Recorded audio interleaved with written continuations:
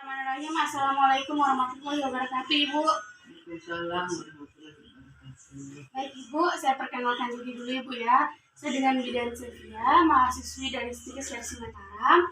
Di sini tujuan saya adalah untuk memberikan pendidikan kesehatan kepada Ibu mengenai apa saja kebutuhan dasar pada Ibu Nifas. Ibu, mungkin waktu untuk melakukan pendidikan kesehatan ini 5-10 menit. Apakah Ibu bersedia? Sedia. Baik, sebelum saya mulai, apakah ada pertanyaan, Ibu? Pertanyaan? Tidak ada. Baik, saya minta datanya dulu, Ibu ya. Dengan Ibu siapa namanya? Zahratul Aini. Zahratul Aini.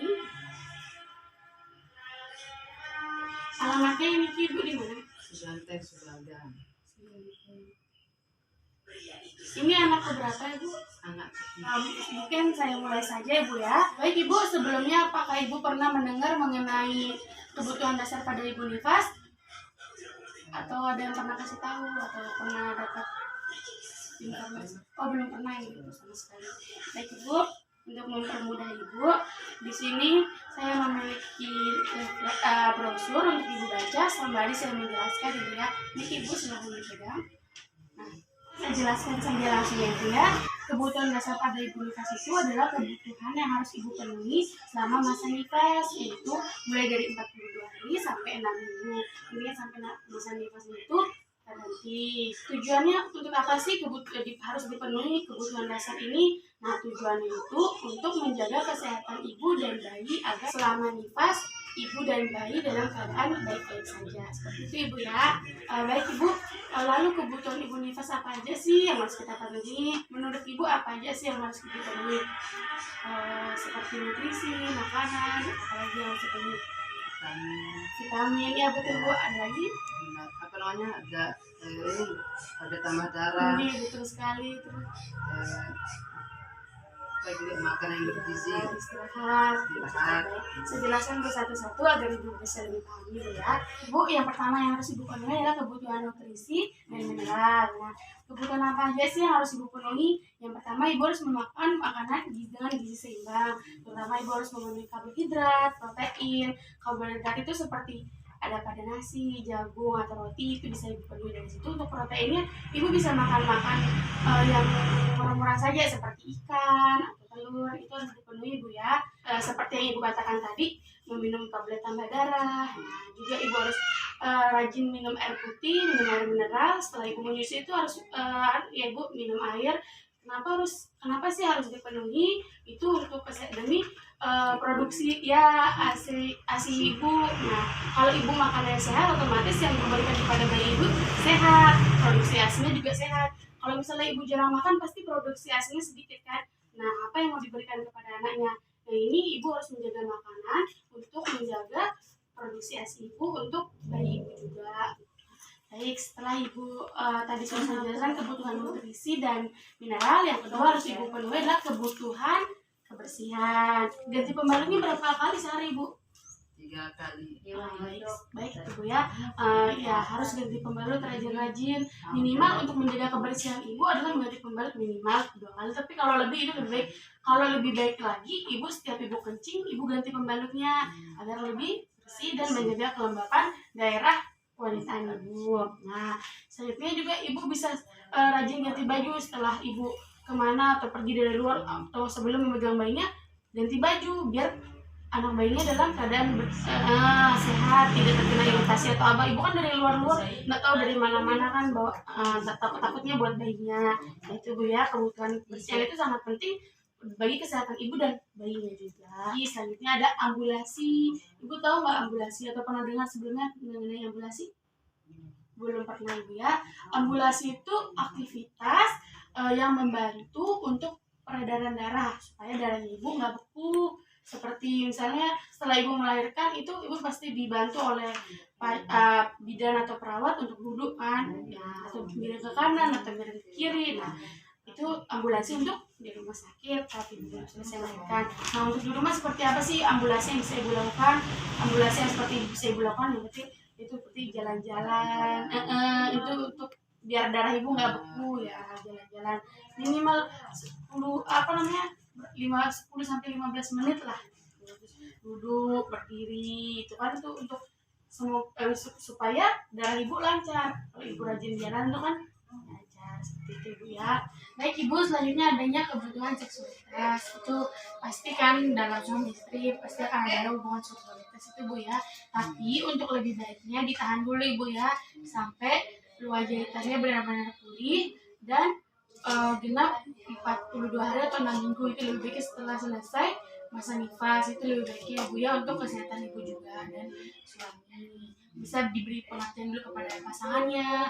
Tadi kata ibu bidan itu harus tahan dulu sampai agar kondisi saya baik, kondisi anak kami juga baik, fisik saya juga baik seperti itu ibu ya. Nah selanjutnya boleh saya tanya nih bu, untuk tidurnya ibu sering begadang? Begadang ya. Untuk siangnya apa ibu tidur? Kadang Ibu sering tidur berapa jam? Pola tidurnya ibu. Kalau siang berapa jam?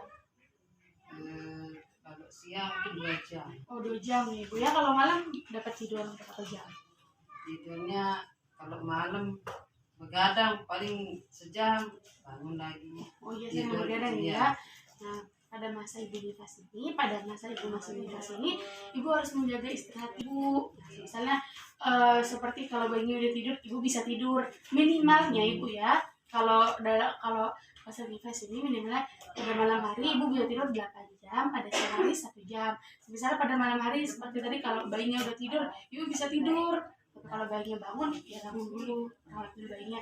Tapi lebih baik minimalkan, usahakan ibu dapat istirahat dengan baik. Bisa gonta-ganti kan dengan pasangannya.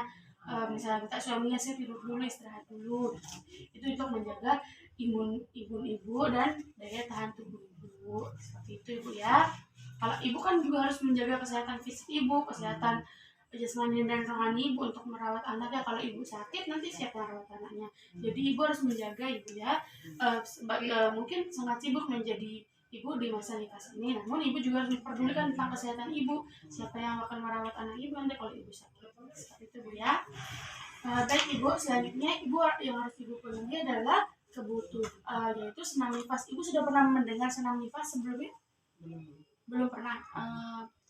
Atau ibu pernah melakukan senam-senam setelah masa nifas itu? Belum pernah.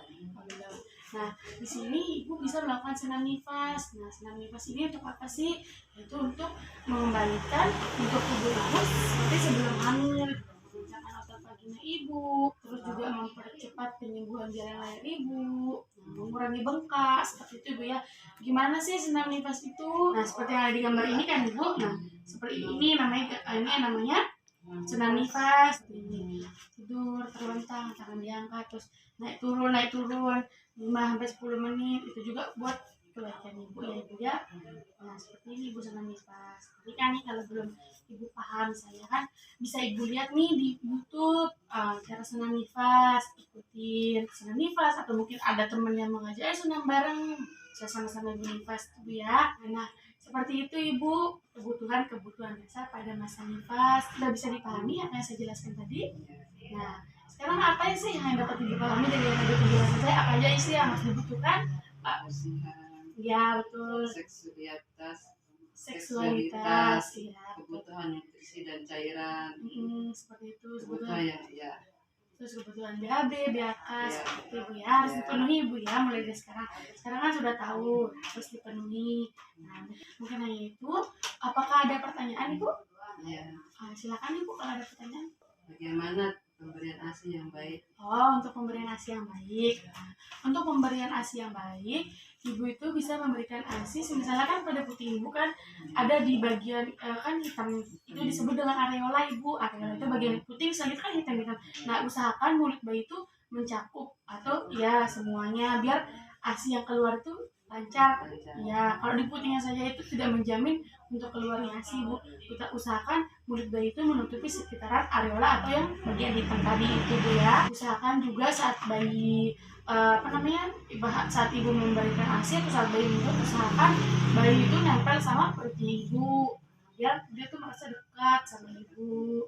Nah usahakan juga bayi ASInya teratur setiap jam. Misalnya ibu atur, anak saya sudah minum sebelah sini, sebelah sini, seperti itu ya. Usahakan juga ibu bayinya dalam keadaan tenang, tidak rewel saat menyusui. Kalau dia nangis takutnya tersedak ibu ya, usahakan bayi itu dalam keadaan tenang.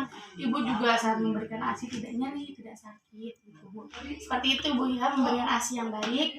Atau ada pertanyaan lagi Bu? Tidak ada. Tidak ada Ibu ya. Mungkin hanya itu yang bisa saya sampaikan kepada Ibu. Dan jangan lupa juga memenuhi kebutuhan-kebutuhan yang sudah saya jelaskan. Dan juga memberikan ASI yang baik kepada sudah dipahami kan tadi Ibu harus apa Ibu? Harus mencakup bagian kita. Ya, terus harus nempel. Ya, seperti itu Bu ya. Mungkin hanya itu yang bisa saya sampaikan. Mungkin untuk lebih baiknya bisa dibaca-baca ini yang saya berikan, bisa dipelajari dengan baik untuk diingat-ingat. Semoga bermanfaat buat ibunya. Terima kasih atas waktunya Ibu sudah mau meluangkan waktunya dalam pemberian pendidikan kesehatan kepada Ibu ya. Mohon maaf jika tadi ada salah kata dari saya. Saya Zafia Nur Alifiani, mahasiswi dari ISTI Kesehatan Mataram. Undur diri Ibu ya. Alhamdulillahirrahmanirrahim. Pendidikan kesehatan kita telah selesai. Saya ucapkan terima kasih. Wassalamualaikum warahmatullahi wabarakatuh Ibu.